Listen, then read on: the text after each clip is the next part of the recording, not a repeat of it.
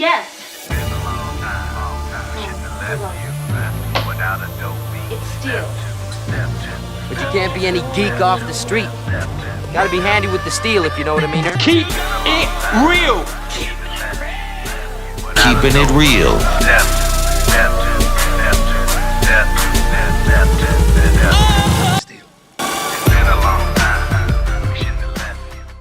Hello and welcome to the channel.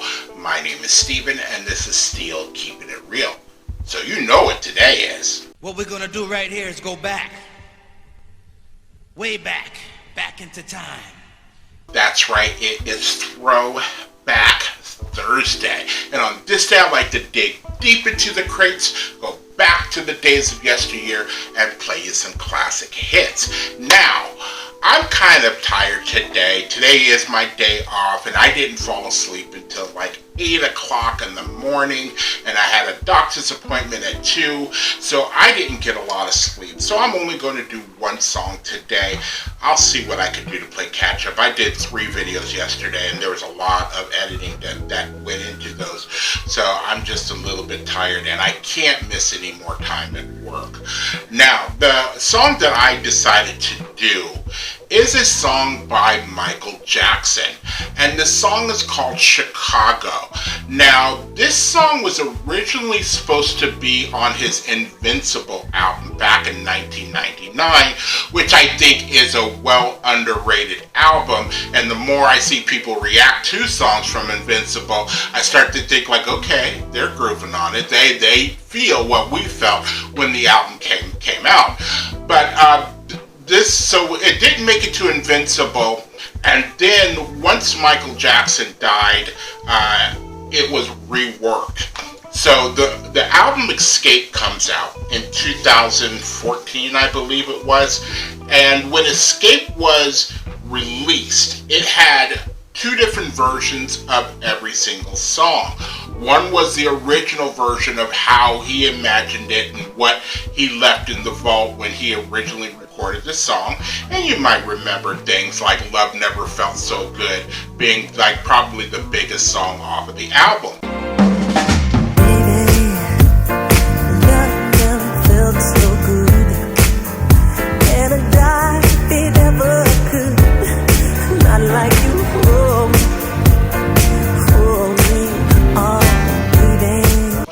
But this, when he released this, so there'd be the original reworking, and then the other version would be a reworking by a current producer. And the song Chicago, when it was reworked and put on the Escape album, it got produced by Timbaland. And we all know that Timbaland is fire. He just has it there.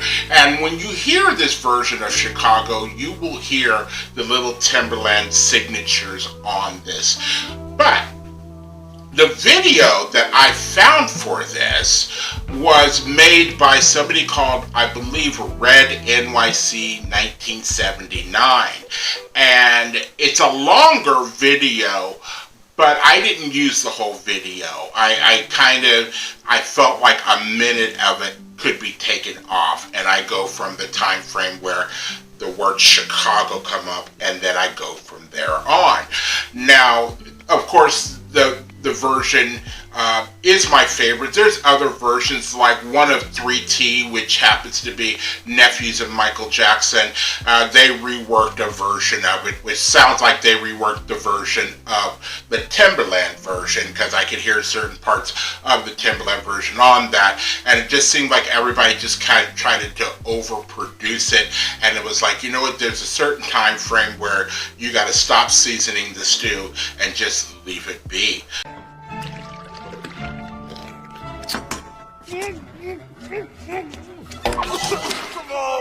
That's the way I feel when Timbaland reworked it. So this song actually did make it to the chart. So let's take a look at what it did. And Balamo. It went to number 127 in France, number 53 in the Netherlands, number 103 in South Korea. the Gay On, and number 7 on the South Korean International Songs Gay On, and then number 50 on the US Hot R&B and Hip Hop Songs.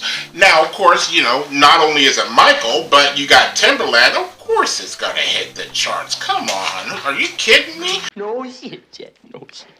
So, if you like videos like this and others on my channel, please don't forget to hit the like button, the subscribe button, and the notification button, because I'm doing at least, well, I'm just doing videos. I'll just say it like that. I'm doing a lot of videos each and every week. So, without any further ado, here is Michael Jackson, produced by Timbaland, and it is Chicago. It's showtime.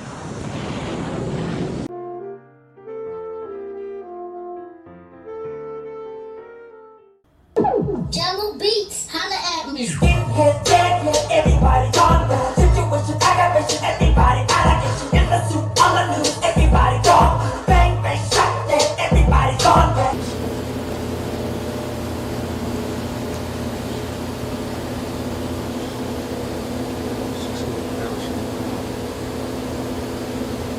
Yeah, what up, what's going on? What's up, what you doing? You know I'm coming out to Chi-Town this weekend, right? Word? You coming to Chicago this weekend? Well, matter of fact, I gotta take the flight today, but I gotta call a cab in a minute, yeah. Yeah, no doubt. Just let me know what time your flight gets in, and I'll pick you up from the airport. Yo, listen, you gonna show me around? Gotta show you around Chi-Town, you already know. Just don't show me all that Al Capone stuff, man. Seriously, man. Show me some common sense stuff. Get it, common? Home of the second greatest MJ, you know? Yeah, alright, so I'll see you there. What? Hello? Yeah, I'm trying to get this cab to, excuse me, miss, you know what street is this? Jackson Avenue. Jackson Avenue? Yeah, I'm trying, Jackson Avenue and, Gary in Indiana. Yeah, alright. Excuse me, miss. I met her on the way to Chicago, where she was all alone. And so as I saw her, asked her for her name. She smiled and looked at me. I was surprised to see that a woman like that was real into me. She said she didn't have no man, played to give the very best she can. She told me she was all alone. Said I don't you didn't have no one. She said doesn't get enough age. At 59 I was a gold digger. She lied to you, lied to me, but she was loving me, yeah. I never would have thought she was living like that. Her words seemed so sincere. When I held her near, she would tell me how she feels. It felt so real to me.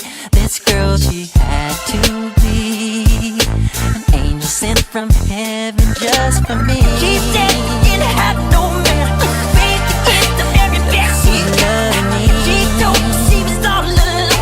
Said I don't you didn't have no man. She said just give her up. 59 was the goal she kept. She lied to you, lied to me, 'cause she was loving me, yeah. She tried to give a devil love me while she was still your wife. She thought that loving me was cool. Do a work and the kids at school.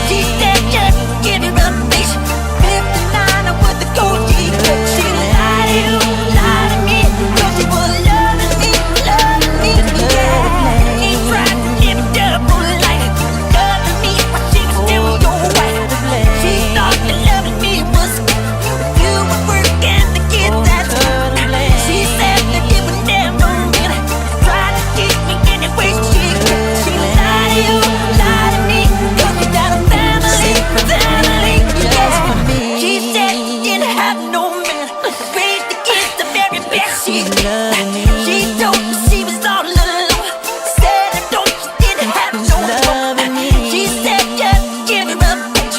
59 was the goal she got. She lied to you, lied to me, 'cause she was loving me, yeah. She tried to give a devil, loving me while she was still your wife. She thought that loving me was cool, do work and the kids at school. She said that it would never end, trying to keep me any way she can. She lied to you, lied to me, 'cause you got a family, yeah.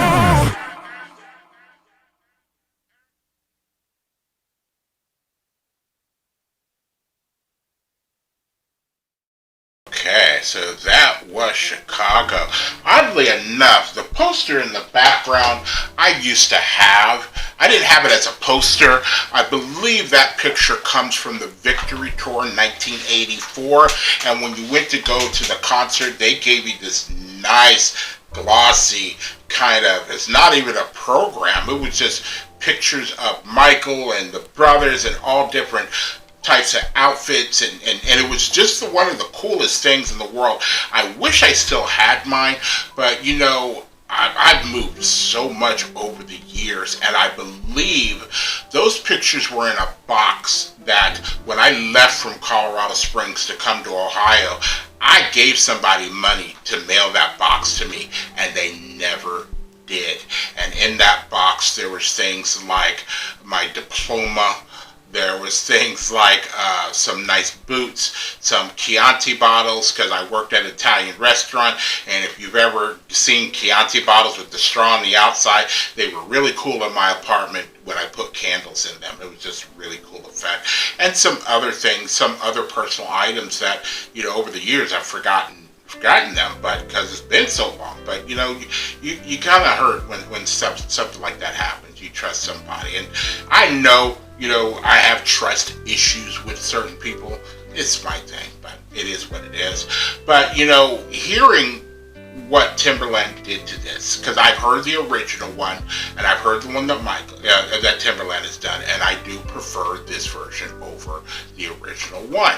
And you have to think about it. Out of all the songs that were off of the Escape album, only one of the original songs do I really prefer over the remake, and that's his version of A Place With No Name, because it sounds more like America's A Horse With No Name, and it just goes perfectly.